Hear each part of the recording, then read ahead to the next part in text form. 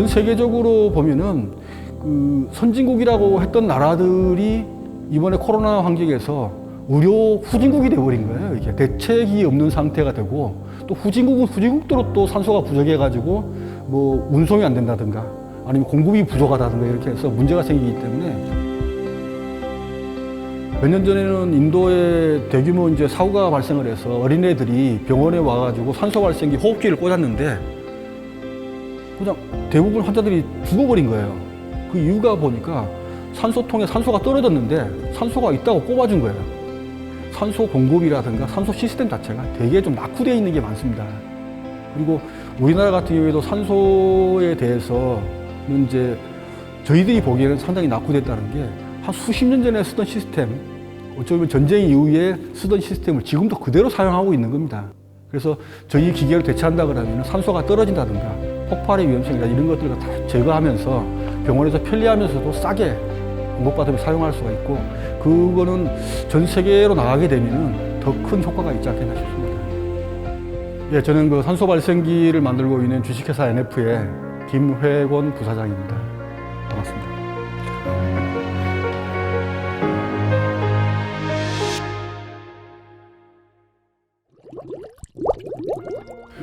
초기에 NF가 만들었던 제품은 헬스케어하고 수산용이 강했습니다. 국내에는 2011년도 이전에는 의료용 산소 발생기가 없었습니다. 그래서 헬스케어용을 만드는 과정에서 병원에 산소통을 매일 배달해서 사용하는 걸 보고 필요한 니즈가 있었는데, 그걸 갖다 충당시켜주는 기업이 국내에도 없었고 저렇게 포터블한 기계를 만드는 해외 업체도 없습니다, 지금까지도.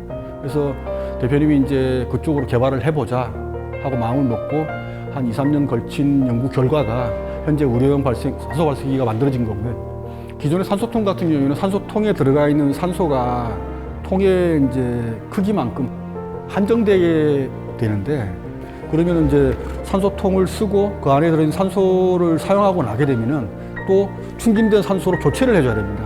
매일같이 교체를 해줘야 되기 때문에 이게 보통 번거로운 일이 아니에요, 이게. 그리고 그 교체를 할 때마다 또 비용이 지불돼야 되고, 그리고 이 일정량 이상의 산소를 보관하는 장소에 대해서는 그 방폭 시설을 해야 됩니다. 아까 말씀드린 대로 산소통에 들어가 있는 것들은 산소를 고압으로 보관하고 있기 때문에 폭발할 위험성이 있기 때문에 그 시설 자체 방폭 시설을 해야 되는데, 저희 기계 같은 경우에는 일단 리필할 필요가 없고, 그다음에 기계가 자동으로 돌아가는 시스템이기 때문에 뭐 추가적인 뭐 비용 자체가 없습니다. 물론 전기세는 나가겠지만, 그다음에 산소를 보관하는 게 아니고 생성시켜서 바로 공급하는 거기 때문에 폭발의 위험성이 전혀 없는 거죠.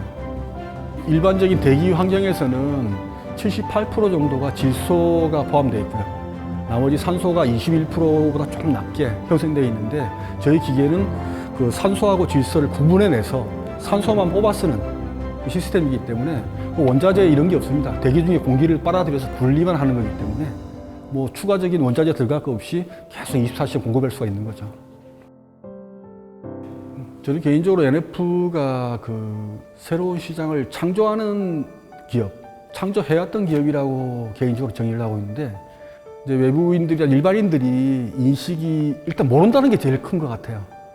모르는 사람한테는 처음부터 끝까지 얘기를 해줘야 되는데, 일반적으로 뭐 공기청정기 산다 그러면 대부분 알고 있는 거니까 여기는 무슨 기능이 더 있어만 설명하면 되는 건데, 그런 것들이 상당히 힘들죠.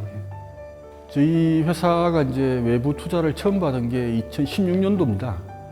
그때부터 해마다 이제 투자가 유치되고 있는데, 그 저희 회사에 오셔가지고 회사 내용이라든가 사업 내용을 설명 들으시면은 다들 동의하시고 발전 가능성에 대해서 다 인정을 하시는데, 이게 새로운 시장을 하나 만들어낸다든가 창조해낸다는 게 그렇게 쉬운 과정은 아닌 것 같아요.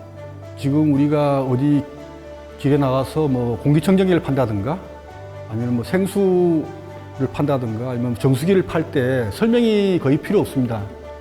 그런 내용들은 이미 사람들이 다 알고 있기 때문에, 또 산업이 형성되어 있기 때문에 설명이 필요한 게 아니고 성능이라든가 디자인 이런 쪽만 설명하면 되는데, 산소 발생기에 대한 내용은 이 기계의 원리부터 해서 왜 이걸 사야 되는지 산업 전반을 설명해 주지 않으면 일반인들이 이해를 못 해요.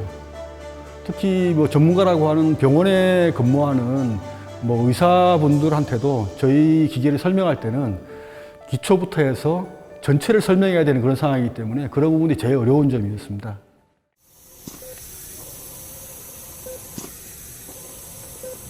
그런데 이 코로나 환자가 들어오게 되면 제일 먼저 하는 일이 산소 공급을 막 늘려주는 일이에요.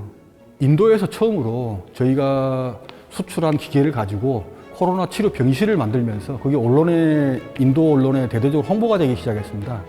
그러면서 인도 이제 다른 주까지 확산이 되는 게 이제 계속 보였고, 그다음에 그 페루 같은 경우에는 우리나라 이제 인도적 지원 코이카 통해 가지고 저희 기계가 40대가 수출되기 시작하면서 지금 또 추가적인 오다가 들어오는 상황이고, 특히 최근에 논의가 되고 있는 브라질 같은 경우에는 상당히 국토가 넓으면서도 그 산림 지역이 많다 보니까 이 산소통을 배달하는 게 거의 불가능한 수준입니다. 그래서 아마존 안에서 환자가 발생을 했는데 그 환자한테 공급할 산소가 없는 문제가 발생하는 거예요. 그래서 브라질 정부에서 저희한테 직접 컨택이 와가지고 지금 납품 계약이 진행되고 있는 거고, 아마도 이제 확정이 되게 되면은 그 브라질 정부에서 전세기를 띄워가지고 싣고 가는 그런 걸로 지금 계획되어 있습니다.